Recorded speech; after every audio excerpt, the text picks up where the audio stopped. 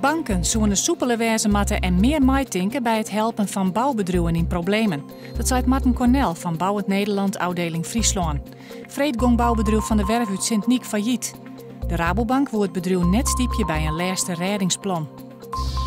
Bij een ongeluk van een man op een gediekste wei in Beetse Zwerg is een 26-jarige inwenster van de gediek om het leven kwam.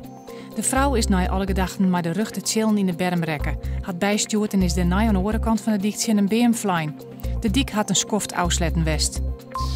Alle 34 personeelsleden van Prins Dokkum hebben van de morgen voor de tweede keer het werk deadline.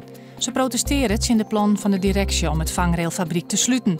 Het werk zou dan oorbracht worden naar het Boetelaan. De parkeergarage onder het Saailaan in Ljouwert is de beste van Nederland. 80 parkeergarages binnen onderzocht. Het Saailaan scoort goed vanwege de gunstige tarieven. Boppen dat is de garage een duidelijk visitekaartje voor het winkelcentrum der Boppen.